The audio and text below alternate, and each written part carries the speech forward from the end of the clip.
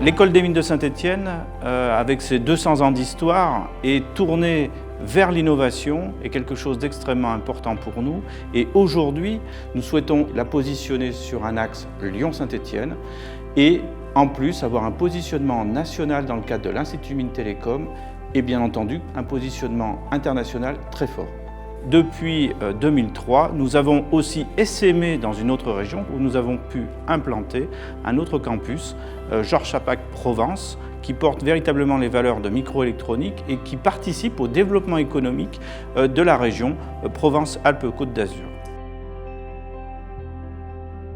L'école demain doit se positionner sur un très grand projet pour amener l'école là où nous voulons l'amener, c'est-à-dire être la meilleure école d'ingénieurs hors de Paris au service du développement économique.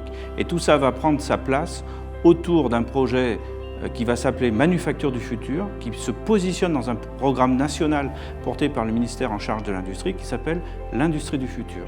Donc nous souhaitons pleinement travailler sur nos deux campus pour porter des beaux projets en cohérence école, d'une façon unitaire, mais qui permettra à nos deux campus de pleinement se développer et de répondre aux attentes des entreprises dans leur développement économique et de mieux former les ingénieurs de demain dont a besoin l'industrie française.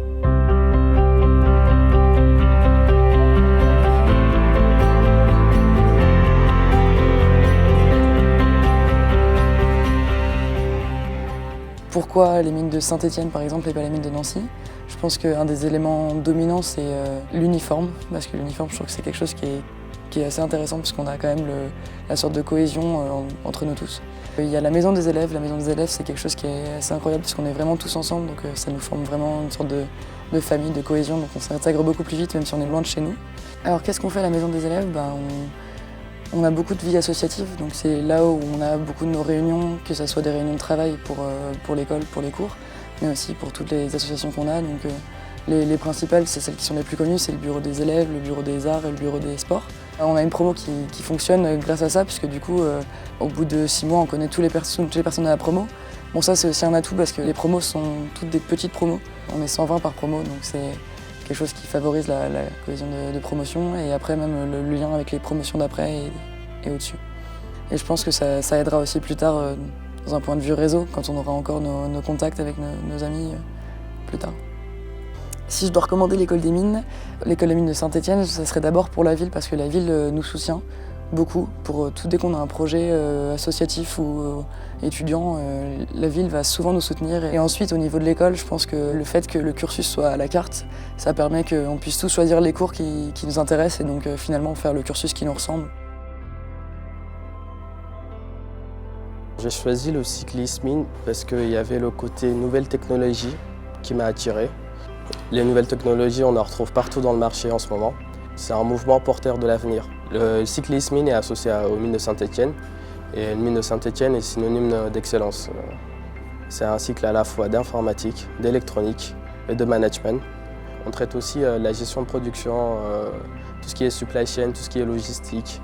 Le cycle nous prépare déjà à être futurs ingénieurs, à diriger des entreprises, à diriger des projets, à gérer des équipes. Ce qui me plaît le plus dans mon cursus, c'est le côté autonomie. C'est les cours plus académiques et plus projets qui nous confrontent parfois à comment se comporter en entreprise. C'est la disposition des cours.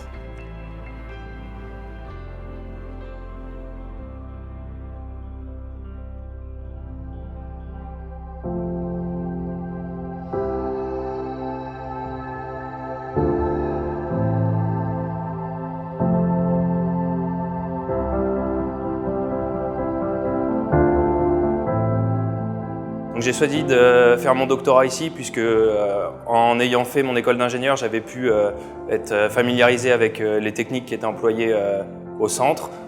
J'ai vu que le matériel utilisé était du bon matériel avec un appui scientifique fort de la part des équipes encadrantes et des techniciens. Donc c'est ça qui m'a séduit et qui m'a poussé à rester pour faire mon doctorat dans la même école. Je réalise ma thèse en partenariat avec une entreprise, donc c'est ce qu'on appelle les thèses CIFRE. Je suis salarié de l'entreprise et détaché ici au laboratoire pour l'étude purement expérimentale. Donc tout ce qui est réalisation des tests de durabilité des matériaux, c'est réalisé ici.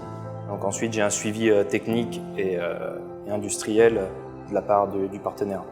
L'objectif après ma thèse, c'est de travailler dans un domaine industriel plutôt.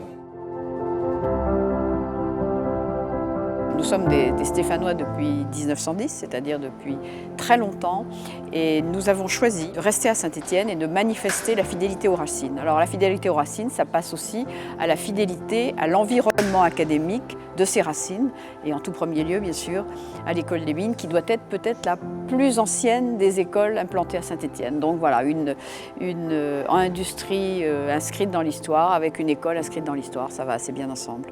Nous avons déjà un long parcours commun, mais qui est plus que jamais d'actualité aujourd'hui, dans la mesure où, par exemple, nous avons ici, chez nous, à Thuan, plusieurs contrats CIF, c'est-à-dire de doctorants, qui travaillent chez nous et pour nous sur des sujets qui sont majeurs pour nous, et que moi-même, je sais que le laboratoire de biomécanique que vous avez ouvert est quelque chose qui nous concerne, qui nous intéresse, et que les dernières orientations que vous prenez, en particulier vis-à-vis de l'hôpital Nord dans lequel nous sommes très implantés, que ces orientations-là nous concernent au premier chef, en particulier dans les grandes pathologies que nous avons choisi de traiter. Donc voilà, des liens très nombreux et qui sont contemporains. Je pense que c'est une nécessité pour les industries aujourd'hui d'être en osmose et d'avoir une espèce de membrane permanente de perméabilité avec l'extérieur, parce qu'on ne peut rien faire quand on est replié sur soi-même ou quand on tourne simplement dans des équipes internes.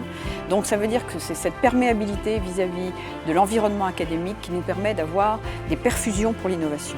Et c'est ce que nous faisons avec l'école des mines, quand on voit des jeunes chercheurs ou des jeunes étudiants qui nous apportent d'autres façons de penser, d'autres façons de se comporter, c'est ce qui nous intéresse au premier plan dans les rapports qu'on a avec vous.